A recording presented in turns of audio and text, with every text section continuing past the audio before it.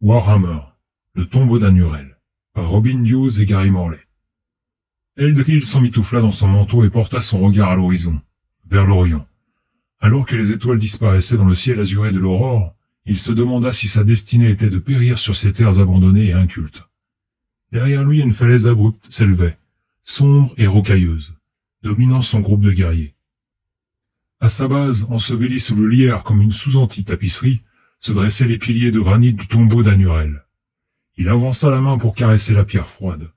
Des siècles auparavant, Anurel, le grand explorateur, avait succombé en ces lieux, après que lui et son équipage eussent fait naufrage sur ses côtes.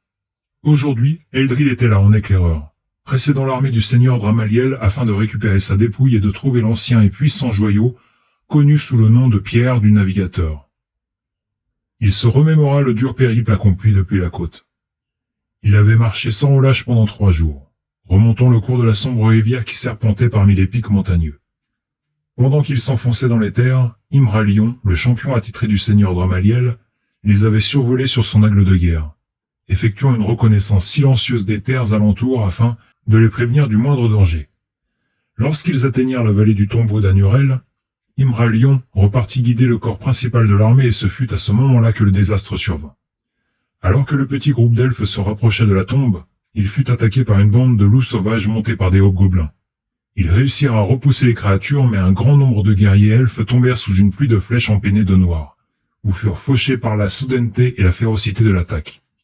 Eldril avait immédiatement envoyé un messager au seigneur Dramaliel, pour qu'il se hâte avant que les hobgoblins ne se regroupent et n'attaquent à nouveau. Toute la journée, ils avaient scruté le ciel en attendant le retour d'Imralion. Mais il n'y eut aucun signe du puissant guerrier ni de son aigle, Eldemort. Plus tard, dans l'après-midi, les collines alentours résonnèrent de l'écho de tambours et de trompettes. Ces éclaireurs l'informèrent qu'une vaste armée de nains du chaos s'avançait vers eux, alertés sans aucun doute par ces ignobles hobgoblins. Juste avant la tombée de la nuit, il aperçut 2 bêtes ailées volant très au-dessus du tombeau. Il pensa que c'était Imralion et le seigneur Dramaliel venus à leur escousse, mais, alors que les créatures se rapprochaient, il réalisa que les 2 monstres étaient entourés de flammes et de volutes de fumée. Il s'attendait au pire.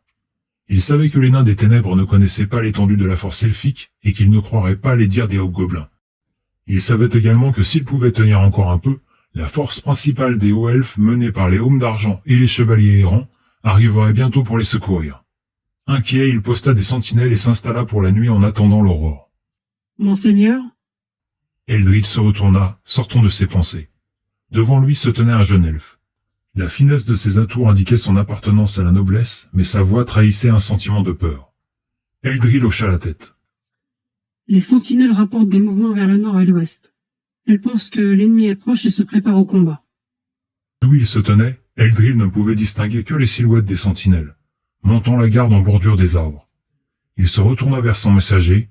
« Va, mon brave, n'aie aucune crainte et fourbis tes armes. » Alors que le soleil se levait, la brume glaciale qui, tout au long de la nuit, avait enveloppé la vallée et gelé le cœur et les os des guerriers d'Eldril, se dissipait sous les rayons matinaux. Vers l'ouest s'étendait la large vallée, s'étirant en pente douce vers les berges des sombres flots de la rivière. Des limites du camp, une sentinelle accourut. « Monseigneur, l'ennemi est sur nous! Ils montent leur diabolique machine de guerre sur les collines! Là-bas !» Eldril resta silencieux. Il regarda le messager en pensant à la bataille de la veille. Le sang, la peur et ses frères d'âme tombant autour de lui. Alors qu'il serrait son épée et se préparait à vendre chèrement sa vie, il entendit une clameur venant du sud. Le cri triomphant se répercuta dans toute la vallée. C'était le cri de guerre de Dramaliel. L'armée des hauts elfes était enfin arrivée. À l'époque de Bel-Shannahar, avant les guerres contre les elfes noirs, les hauts elfes voyageaient dans le monde entier. C'était l'époque des grandes explorations.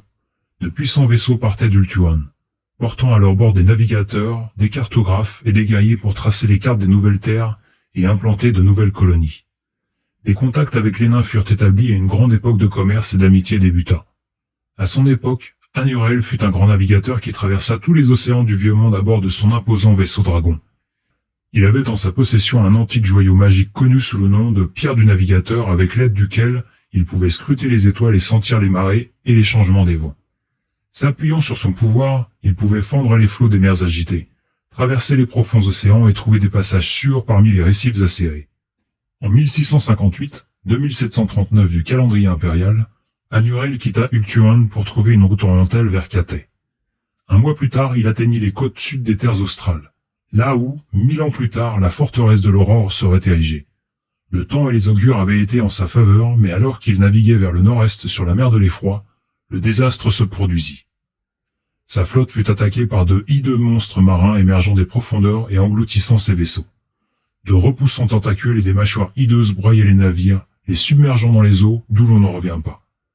Seul le vaisseau et l'équipage d'Anurel ainsi qu'un autre navire disloqué, faisant eau de toutes parts, réussirent à échapper à ces horreurs et à s'enfuir vers le nord. En vue des côtes, Anurel et une poignée de compagnons débarquèrent sur la pointe sud des terres sombres où ils s'installèrent, se préparant à passer un hiver rigoureux. Alors que les mois passaient, le désespoir s'empara du petit groupe. Des pillards gobelins leur infligèrent de lourdes pertes et la maladie et la famine prélevèrent leur tribu. Lorsqu'Anurel mourut, ses compagnons érigèrent un immense monolithe et couchèrent son corps en dessous, la célèbre pierre du navigateur à ses côtés. Privés de chef, démoralisés et craignant pour leur vie, les elfes décidèrent de partir vers le nord plutôt que de se résigner à attendre la famine et la mort. Au printemps 1659, ils s'enfoncèrent à travers la plaine des eaux, et on ne les revit plus. Des siècles plus tard, une expédition envoyée par la forteresse de l'Aurore localisa le monument. Un corps expéditionnaire fut réuni sous le commandement de Dramaliel afin de découvrir l'emplacement exact du tombeau d'Anurel, et de récupérer sa dépouille mortelle, ainsi que la pierre du navigateur. Alors que l'avant-garde, sous les ordres d'Eldril, atteignit le site, elle fut attaquée par un fort parti de hobgoblins. Après une âpre lutte, les créatures furent repoussées mais de nombreux elfes avaient péri. Un messager fut dépêché pour prévenir le corps principal de l'armée afin qu'il force la marche et rejoigne l'avant-garde avant que les hobgoblins ne se regroupent pour attaquer à nouveau. Les défenseurs attendaient les renforts mais, au lever du jour, les tambours firent entendre leur message morbide dans les collines alentours. Mise en place de la partie. Lorsque nous avons décidé de jouer cette bataille, Gary et moi nous sommes mis d'accord pour créer un scénario. Selon la personne avec qui vous jouez, cela peut donner des parties très attrayantes.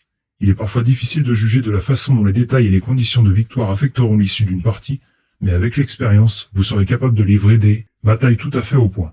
Le système de campagne de Mighty Empires est également un bon moyen de créer des batailles de Warhammer impliquant des adversaires inhabituels. Historique et déploiement. La bataille se déroule le lendemain de l'affrontement entre l'avant-garde des hauts-elfes et les hobgoblins. Nous avons décidé qu'une unité de fantassins hauts-elfes serait déployée en premier, n'importe où dans un rayon de 30 cm du tombeau d'Anurel.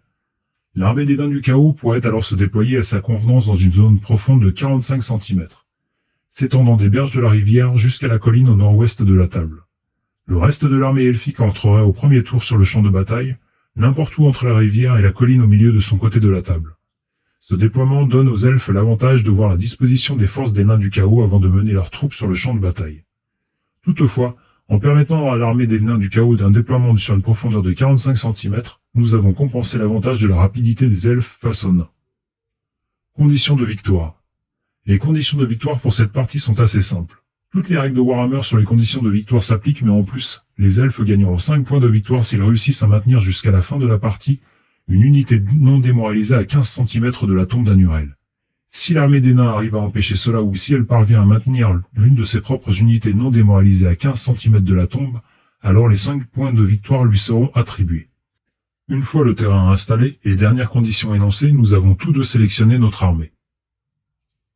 L'armée des hauts-elfes, Robin Hughes. C'était la première fois que je jouais avec une armée de hauts-elfes, et je dois admettre que j'attendais cela depuis longtemps. Ces derniers mois, l'armée elfe du studio s'est enrichie de nombreuses figurines et la lecture du supplément sur les hauts-elfes avec son historique détaillé m'avait donné envie de jouer cette armée. L'armée des nains du chaos est récente, j'avais donc une idée précise de sa composition. Gary était limité et choisirait sûrement le grand Taurus et le lamasseux. Je pensais donc que des créatures volantes me seraient indispensables pour contrer cette menace aérienne. Il était également certain qu'il prendrait le lance-fusée et le canon trembleterre. La possession de créatures volantes me permettrait également de plonger sur ces terribles machines de guerre et de tuer ou de démoraliser leurs servants. Mon premier choix se porta sur le général. Pour le représenter, je sélectionnai la figurine d'Eltarion sur son griffon de combat, Aile d'orage, et je l'armai de l'épée de Teclis afin de lui donner une redoutable puissance de frappe. Mon choix suivant fut Imralion, un héros haut elfe monté sur un aigle de combat. Je l'équipai du talisman d'Oeth, lui donnant un niveau magique équivalent à celui d'un champion sorcier, ainsi qu'une lame de vif acier, qui inflige des touches automatiques au corps à corps. Je voulais qu'il soit ma force de frappe mobile, attaquant les machines de guerre et plongeant sur les infortunés nains du chaos. Lorsque j'en vins à choisir mes sorts, Imralion tira les sorts de tempête et flammes ardentes.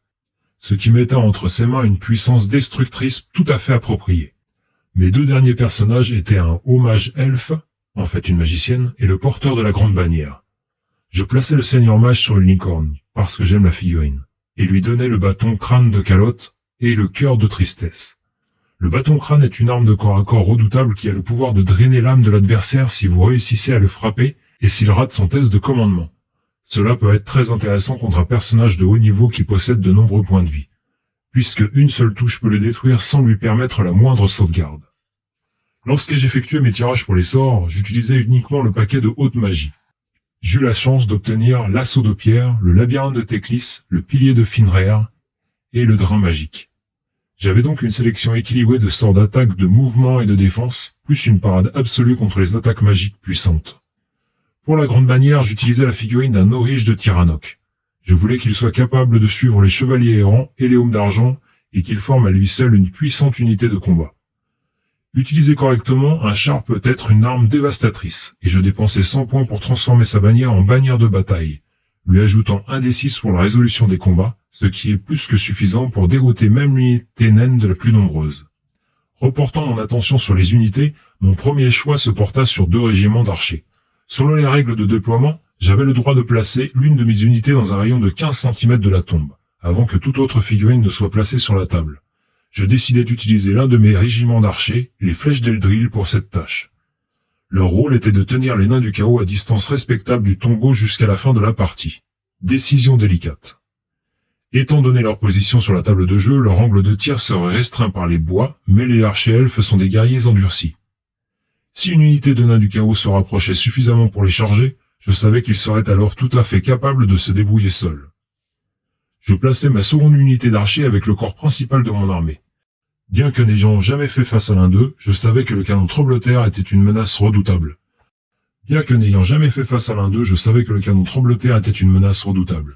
Même s'il n'obtenait pas de touche directe sur mes régiments. Son effet de tremblement de terre était capable de les immobiliser ou de gêner leur déplacement. Je ne pouvais pas me le permettre car il était essentiel que mon armée vienne le plus rapidement possible en renfort des archers qui gardaient la tombe. Je décidai donc de déployer ces archers face au canon trembloterre afin d'éliminer ses servants et de le faire taire. Les autres unités de mon armée étaient un régiment de garde phénix et un régiment de lanciers haut elfes. J'avais l'intention d'envoyer ces 2 unités charger le corps principal de l'armée ennemie afin de l'engager au corps à corps. J'étais persuadé que ces régiments rempliraient leur tâche à merveille, mais je me méfiais des tromblons et de leur terrible puissance de feu. Le plan. Mon plan était à la base très simple. Il s'avéra mauvais par la suite. Avant tout, je voulais envoyer les hommes d'argent dégager le chemin jusqu'aux archers gardant le tombeau d'Anurel. Les chevaliers errants et les porteurs de la grande bannière contourneraient la colline afin d'attaquer les chevaucheurs de loups et les tromblons, avant que ceux-ci ne m'infligent trop de pertes. À la première occasion, j'enverrai en haute altitude mes 2 créatures volantes afin qu'elles menacent les machines adverses et attirent le grand Taurus et le lamasseux. Ces 2 monstres provoquent la terreur et pourraient faire fuir mes guerriers. Si je pouvais les attirer, mon armée manœuvrerait librement et j'étais sûr que si un combat aérien se produisait, mes héros pourraient tenir le choc sans problème. Avec seulement 4 tours à jouer, la rapidité était essentielle et je ne pouvais pas me permettre d'être attiré dans un corps à corps trop long. Enfin, j'essaierai d'éliminer les servants des machines de guerre en utilisant mon second régiment d'archers et ma baliste à répétition. L'armée des nains du chaos, Gary Morley. J'adore jouer des batailles avec scénario car je suis un assidu de Mighty Empire et je sais combien lier le jeu à une campagne peut éprouver vos talents de général. J'étais vraiment intéressé par ce scénario. Les hauts elfes sont rapides et ont une magie très étendue. Mais avec la toute nouvelle armée des nains du chaos, je savais que j'avais là une force avec laquelle il faudrait compter. Je décidai de donner un grand nombre de chefs à mes troupes ainsi que beaucoup de magie et des hobgoblins. Je désirais une armée résistante, capable de tenir le choc et de pilonner l'ennemi tout en fonçant vers le tombeau d'Anurel. La magie du chaos est destructrice. Je pensais donc qu'un sorcier monté sur Lamassu serait un défi pour n'importe quel mage elfique. Mon sorcier étant de niveau 4, il pouvait avoir jusqu'à 4 objets magiques. Je choisis le livre d'Ashur pour augmenter son niveau magie à 5, me permettant de tirer 5 sorts parmi les cartes des nains du chaos. Je choisis également une lame de géant, lui donnant +3 en force. L'amulette de feu, augmentant ma chance de dissiper les sorts, et le bâton de pouvoir, permettant d'emmagasiner des cartes de pouvoir. Lorsque je fis le tirage de mes sorts, j'obtins Flamme d'Asgore, Tempête de lave, Malédiction du sorcier, Nuage de cendres et Éruption. Ce dernier est mon sort favori car il correspond à la vision que je me fais d'un sorcier nain du chaos, lançant de la lave en fusion et des nuages de cendres. Je choisis ensuite de donner au seigneur Bzark, général de mon armée, un grand taurus, comme monture pour lui permettre de se déplacer rapidement sur le champ de bataille. Ce monstre est un redoutable adversaire, possédant un souffle enflammé permettant d'affaiblir l'ennemi avant de conduire votre attaque. J'équipais le seigneur Bzark de 3 objets magiques. Un bouclier de rebond pour dévier les sorts, une potion de soin et la lame d'obsidienne qui me permettrait de détruire les armures magiques de mes adversaires. Pour donner une base solide à mes forces terrestres, je décidai de munir chacune de mes unités d'un chef ayant au moins le niveau de champion. Tout d'abord venait une unité de centaures taureaux commandée par Bultar, armée de la lame de cuivre vif, donnant un bonus de +1 à ses attaques. Ces centaures ont 12 attaques, une endurance de 4 et 2 points de vie. Ils constituent une unité d'assaut mobile et robuste capable de s'opposer efficacement à la cavalerie ennemie. L'unité de trombon était un must. Ces belles figurines peuvent déclencher des tirs infligeant de lourdes pertes dans les rangs ennemis. Leur champion portait l'armure pourpre d'Adargan. Je comptais sur cette unité pour fournir un bon soutien à mes régiments de hobgoblins.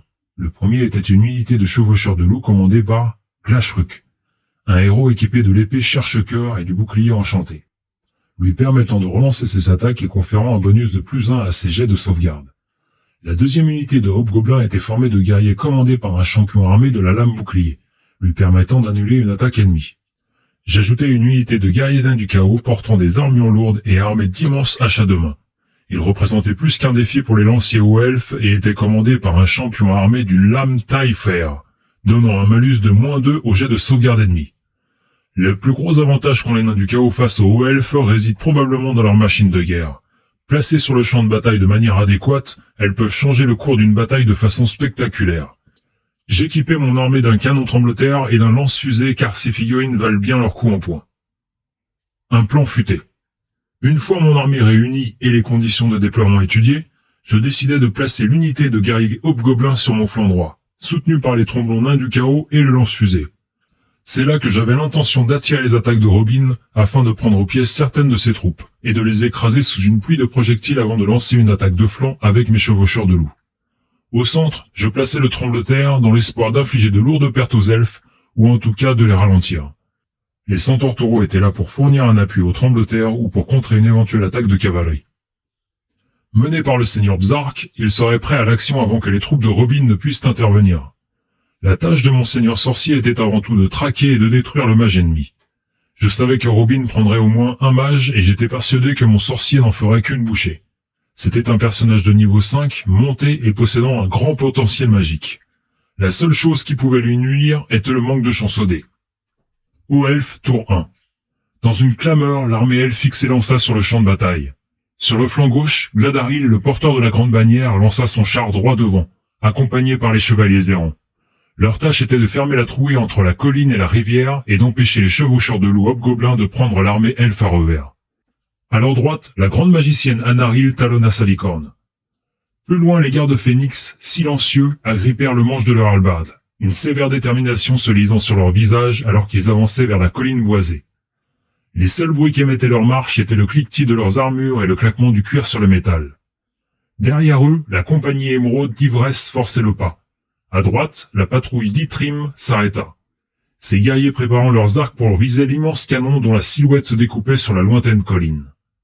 Sur l'aile droite de la ligne de front, les puissants Wum d'argent éperonnèrent leurs montures et galopèrent vers le bosquet dissimulant la tombe d'Anurel et l'avant-garde elfique. À l'arrière, Imralion s'accrocha au cou d'Eldemort, son aigle de combat, alors que la bête se préparait à prendre son envol, tandis que Dramaliel, le général aux elfes, murmurait des paroles apaisantes à son griffon que l'odeur âcre et sulfureuse des nains du chaos rendait nerveux. Pendant ce temps, cachés parmi les arbres, les hommes d'Eldril bandaient leurs arcs, s'apprêtant à vendre chèrement leur peau. Visant soigneusement, la patrouille d'Itrim lâcha une volée de flèches vers les servants du canon trembloteur qui s'agitaient sur la lointaine colline. Le déluge de projectiles frappa tout autour des servants mais ne parvint pas à blesser un seul nain. Scrutant les cieux, Imralion utilisa les pouvoirs du talisman d'Oët et lança une tempête magique d'une terrifiante intensité. Des nuages multicolores se mirent à tournoyer dans le ciel tandis qu'une pluie irisée s'abattait sur le champ de bataille. À travers toute la vallée, elfes et nains tremblaient de peur et les créatures volantes des deux camps restèrent clouées au sol, incapables de prendre leur envol. Nains du chaos, tour 1. Au milieu du fracas assourdissant de ces tambours, l'armée des nains du chaos s'avança. Sur la droite, les tromblons nains du chaos épaulaient leurs armes et lançaient leurs sinistres cris de guerre tout en marchant vers la colline boisée. Derrière eux, les chevaucheurs de loups hobgoblins avançaient lentement vers le front. Leurs montures sauvages grognant comme l'odeur des elfes effleuraient leurs narines. Leur champion Grashnak ordonna à ses guerriers de conserver leur alignement et de tendre leurs arcs pour se préparer au tir. Sur leur gauche, le régiment de guerriers hobgoblins marchait à leur côté, lançant menaces et vantardises sur celui qui couperait le plus de têtes ennemies. Derrière eux, Zrazak, le grand seigneur sorcier, descendait la colline pour s'assurer que ces perfides créatures resteraient en ligne. À la vue du puissant lamasseux, les hobgoblins se turent alors qu'une peur intense s'emparait de leur cœur. À gauche des lignes naines, les guerriers levèrent leurs haches et lancèrent une clameur assourdissante en voyant Xark galoper vers le bas de la colline sur le grand taureau flamboyant d'Ashut. Sur l'ordre de leur général, ils firent volte-face et se mirent en route vers le tombeau qu'ils apercevaient derrière les arbres. Devant eux, les centaures taureaux avançaient au trot, regardant les hommes d'argent galoper à travers la vallée sur leur rapide coursier elfique. Alors que les centaures atteignaient les arbres, il y eut une détonation assourdissante et un épais nuage de fumée blanchâtre émergea du sommet de la colline où le canon trembleterre était en batterie. Xark suivit en plissant les yeux la trajectoire de l'énorme projectile qui s'écrasait sur les lignes ennemies. De grandes mottes de terre furent projetées en l'air alors que l'obus creusait une tranchée devant les lignes des hauts elfes. L'espace d'un instant, de la fumée noire et des flammes dissimulèrent les elfes alors que le sol tremblait autour d'eux. Les gardes phénix serrèrent plus fort les manches de leur hallebarde, mais leurs nerfs d'acier leur permirent de rester debout. Sur la droite, les flèches d'argent d'ivresse firent de même et armèrent leurs arcs, prêts à avancer de nouveau vers l'ennemi. Au milieu du vacarme et de la fumée, les servants du lance-fusée firent feu. Le projectile mortel s'envola, sifflant droit vers le char des elfes, tel un serpent ailé. Mais malgré sa trajectoire impeccable, la fusée dépassa le char et explosa au-delà des lignes ennemies. Le ciel était toujours traversé d'éclairs d'énergie. Sous ce déluge effrayant de forces élémentaires, le canon trembleterre et le lance-fusée subirent quelques dégâts. Le seigneur sorcier tenta de dissiper les nuages magiques mais fut incapable d'arrêter la tempête d'énergie. Cette force magique sévissait également au sein des rangs elfes. La baliste fut endommagée et le char presque entièrement détruit par un éclair d'énergie foudroyante. Craignant de subir des dégâts supplémentaires, Imralion leva la main vers les cieux et dissipa la tempête d'une puissante invocation. Ô elfes, tour 2.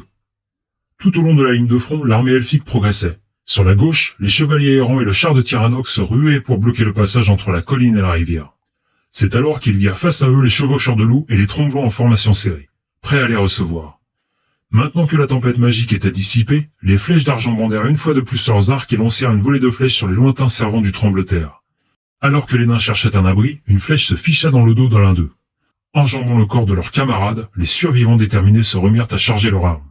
Voyant le danger menaçant les chevaliers errants, les servants de la baliste lancèrent une volée de traits sur la masse imposante des tromblons des nains du chaos. Mais sans grand succès. 3 traits se perdirent et le 4e rebondit sur l'armure d'un nain.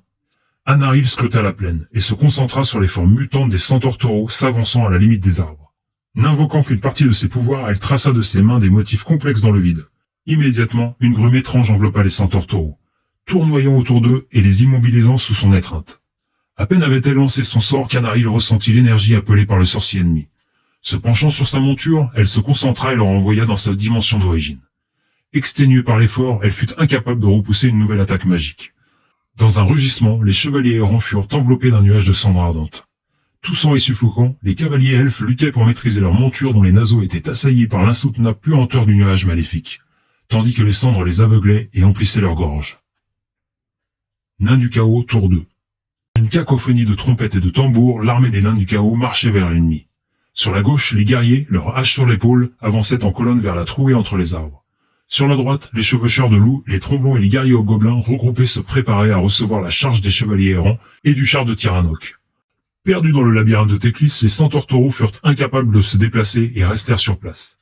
Avec un rugissement bestial, le grand Taurus prit son envol au-dessus du champ de bataille. Ses puissantes ailes battirent l'air alors qu'il portait le général nain du chaos vers le tombeau d'Anurel. Dans une déflagration assourdissante, le trembleterre projeta un nouvel obus à travers la plaine, frappant la patrouille d'Ithrim et tuant 5 de ses guerriers. Les survivants furent ébranlés mais décidèrent de tenir leur position.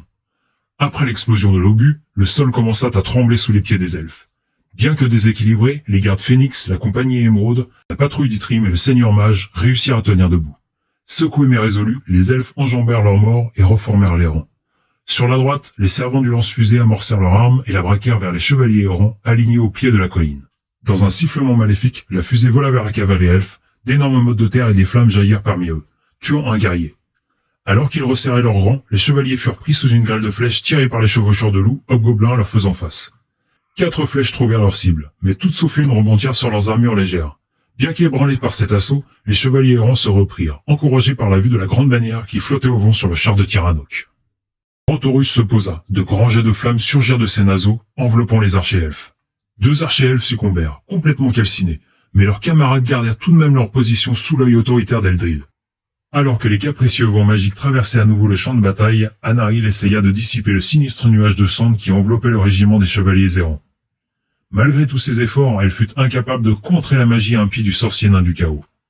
Sentant la confusion se propager parmi les centaures taureaux, Zrazak tenta de son côté de dissiper l'enchantement lancé contre eux par Anaril. Mais lui non plus ne parvint pas à contrer la puissante magie de son adversaire. Faisant une fois de plus appel au pouvoir du talisman d'Oët, Imralion concentra son énergie sur les chevaliers errants, prisonniers de la magie ténébreuse. Malgré la puissance du seigneur sorcier qui avait lancé le maléfice, il parvint à briser l'enchantement et le nuage se dissipa. Malgré l'échec de leur sorcier à les libérer, les centaures taureaux réussirent finalement à briser le carcan du labyrinthe de Théclis grâce à leur volonté de fer et à leur résistance innée à la magie. Haut-Elfe tour 3. Sur la droite des Haut-Elfes, l'avant-garde d'Eldril finit par s'enfuir, terrorisé par la silhouette démoniaque du Grand Taurus. Ignorant les exhortations de leur chef, les archers tournèrent les talons et désertèrent le tombeau d'Anurel. À l'orée des arbres, les Aumes d'Argent se mirent en ligne de bataille et avancèrent vers les centaures taureaux. Depuis le ciel du champ de bataille, le général Haut-Elfe chevauchant son griffon fondit sur le sorcier nain du chaos et son lamassu pour engager un combat à mort. Sur la gauche, les chevaliers errants et le char de Tyrannoque chargèrent les chevaucheurs de loups hobgoblins et les tromblons des nains du chaos. Alors qu'ils se ruaient dans la mêlée, une volée de flèches tirées par les hobgoblins faucha un autre chevalier. Sur leur gauche, la sourdissante déflagration des tromblons se fit entendre alors que le char disparaissait sous le feu et la mitraille. Gladaril fut fauché sur place, ses doigts figés tenant toujours les rênes alors que son char percutait le premier rang des tromblons nains du chaos. Au même instant, Imralion plongeait dans le dos du régiment nain. Se dressant sur son aigle, il lança son cri de guerre alors que la bête éventrait les nains de son bec et de ses serres. Au centre, les servants de la baliste à répétition tournèrent leurs armes vers le canon tremblotaire et lâchèrent une volée de traits. Les 4 projectiles traversèrent la vallée et un autre servant ennemi fut littéralement empalé. Malgré la mort de Gladaril, le char perça le premier rang des tromblons, fauchant 2 d'entre eux pendant que les puissants coursiers elfiques mordaient et ruaient contre les nains terrifiés.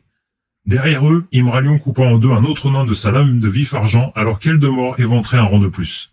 Le grand aigle frappa de ses immenses serres, laissant au sol les corps entièrement désarticulés de 2 nains du chaos. Assaillis de toutes parts, les nains encerclés perdirent confiance et s'enfuirent. Avant qu'ils n'aient parcouru plus de quelques mètres, Imralion fondit à nouveau sur eux et ils furent massacrés jusqu'au dernier. Non loin de ce carnage, les chevaliers errants chargèrent les hobgoblins montés sur leurs loups sauvages. 2 peaux vertes tombèrent sous la force de l'assaut et 3 autres furent piétinés par les coursiers elfiques. Dans la mêlée qui s'ensuivit, un chevalier fut transpercé par la lame cruelle d'un hobgoblin. Malgré leur perte, les créatures maléfiques refusèrent de s'enfuir et la lutte continua, acharnée. Dans les airs, le général Haut-Elfe maîtrisa sa peur alors qu'il fondait vers le sorcier nain du chaos monté sur son lamassu. Au moment où les 2 puissantes bêtes de guerre se heurtèrent, Dramaliel tira l'épée de Théclis de son fourreau et infligea un coup terrible à son adversaire. Des éclairs d'énergie céleste coururent le long de la lame, mais ils furent absorbés par le noir nuage magique auréolant le lamassu. Aile de nuit frappa du bec et des serres, blessant le sorcier, mais la contre-attaque du nain meurtrit le griffon et le fit reculer. Alors que les 2 immenses créatures tournoyaient dans le ciel, se déchirant et se lacérant, le lamassu réussit à transpercer le griffon d'un coup de ses puissantes cornes. Le griffon laissa échapper un cri de douleur et Dramaliel dut lutter pour maîtriser sa monture folle de douleur. Les 2 adversaires s'armèrent à nouveau de courage pour poursuivre leur mortelle joute aérienne. Les vents magiques se mirent à souffler abondamment à travers le champ de bataille. Mais, d'un rapide geste de la main, Anaril le seigneur mage les dissipa, ne laissant aucun pouvoir magique aux sorciers des 2 camps. Nain du chaos, tour 3. D'un puissant battement d'ailes, le grand Taurus d'Achut se propulsa vers le centre du champ de bataille pour atterrir au cœur même de l'armée des Haut-Elfes. Sur la gauche, les centaures taureaux chargeaient les Aumes d'Argent alors que les guerriers nains avançaient dans la clairière devant la tombe d'Anurel, à présent vide à l'exception de quelques cadavres d'elfes carbonisés. Alors que son dernier servant suait sang et eau pour charger un autre obus, le canon tremblotaire ne put tirer. Plus loin sur la droite, les servants du lance-fusée firent feu sur le char sans conducteur, tuant le dernier cheval et le réduisant en miettes. Une fois de plus, une fumée âcre et des flammes jaillirent des naseaux du grand Taurus, enveloppant les flèches d'argent dans une ardente colonne de feu. 3 elfes s'enflammèrent comme des torches vivantes, mais les autres se regroupèrent pour continuer le combat. Sur la droite, l'âpre combat entre les chevaucheurs de loup et les chevaliers errants se poursuivait.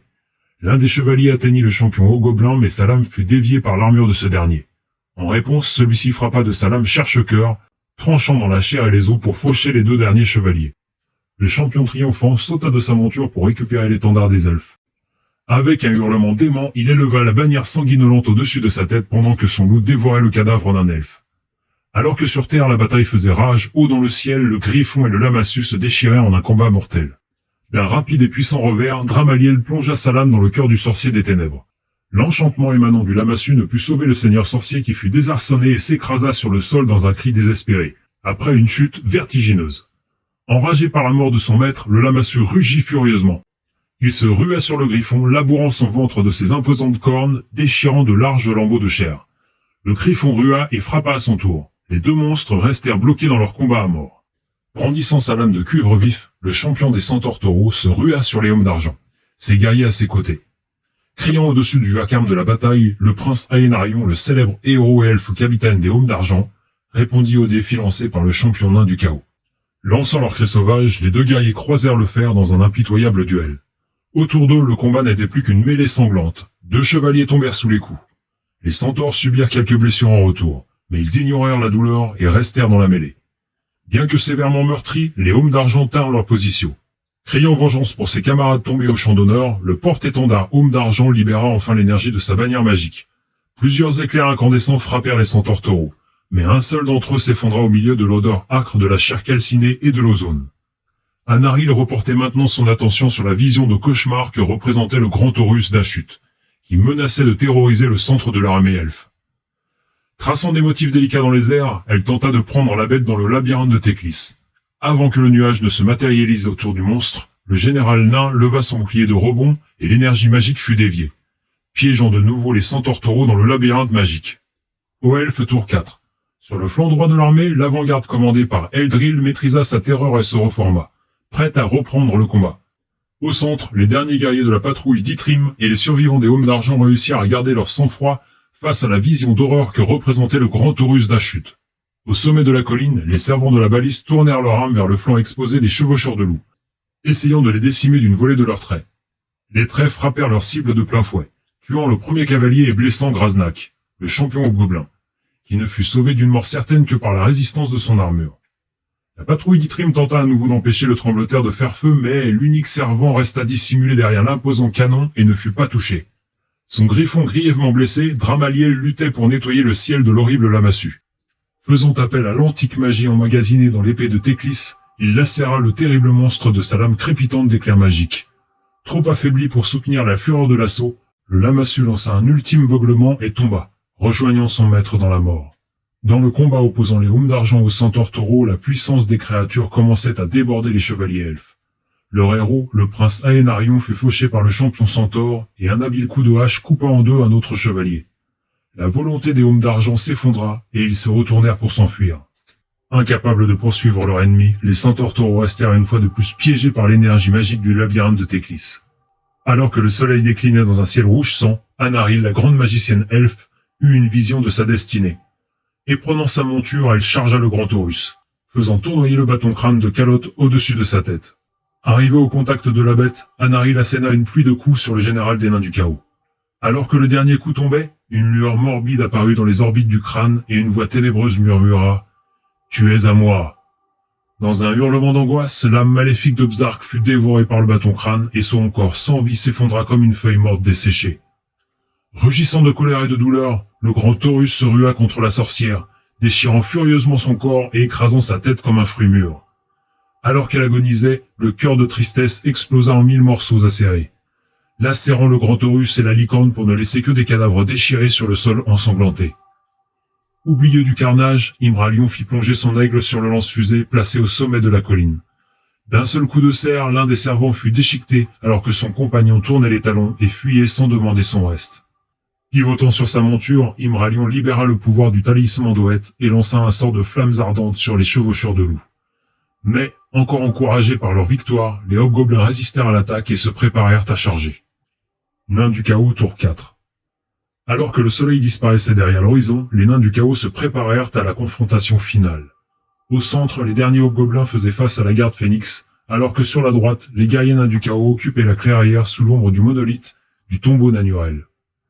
La colline du centre trembla une fois de plus. Comme le canon tremblotaire tirait un obus contre les gardes phénix, qui se tenaient silencieux au milieu du champ de bataille. Étant l'unique rescapé et devant fournir seul le pénible effort de manœuvrer l'énorme canon, le servant mésestima la distance et l'obus explosa un peu trop court. Malgré cela, la puissance de l'impact fit trembler la terre sous les pieds des gardes phénix, stoppant leur avance. Sur la gauche, les hobgoblins lâchèrent une volée de flèches contre Imralion dont la silhouette se découpait sur la colline. Mais celles-ci rebondirent sur son armure finement ciselée. En réponse, Imralion fit de nouveau appel au pouvoir du talisman d'Oët pour lancer le sort de flammes ardentes contre les chevaucheurs de loups. Cette fois, 2 cavaliers furent oxy et les survivants s'enfuirent pour sauver leur peau. À la tombée de la nuit, les 2 armées rompirent le contact. Les 2 camps avaient été sévèrement meurtris. Du côté des hauts elfes, les chevaliers errants, les Haumes d'argent et le char de Tiranoc avaient été exterminés. Anaril, leur seigneur mage, avait succombé et bien d'autres guerriers ne verraient plus l'aurore. Les 3/4 de leurs troupes gisaient sur le terrain et la tombe d'Anurel était tombée aux mains de l'ennemi. Chez les nains du chaos, les tromblons avaient tous été massacrés. Leur général et leurs sorciers avaient également succombé ainsi que leurs montures, le grand Eurus et le Lamassu.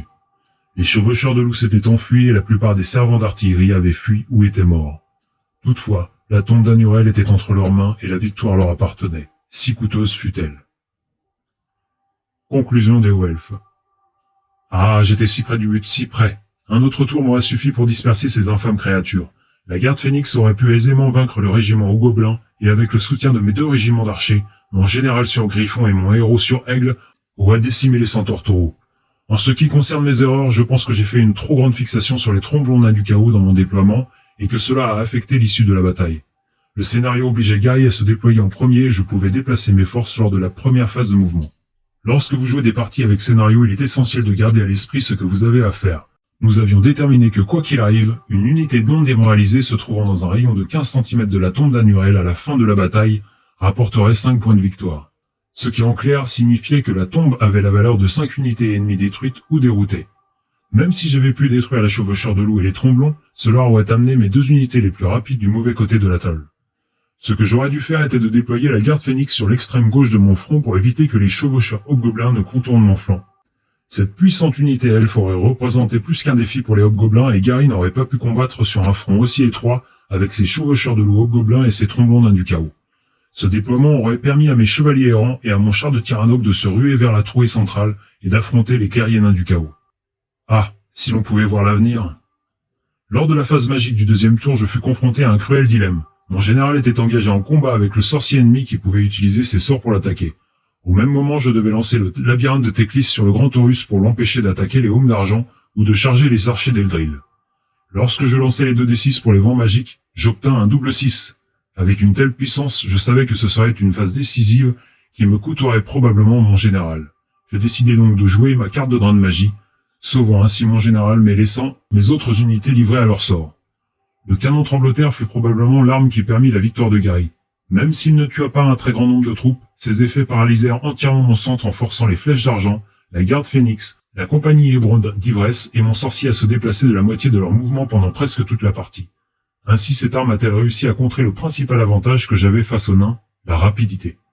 J'aurais sûrement pu attaquer le canon tremblotaire plus tôt dans la bataille à l'aide de mon général ou de mon héros monté sur son aigle, mais, encore une fois, j'utilisais ce dernier pour conjurer la menace surestimée des tromblons nains du chaos.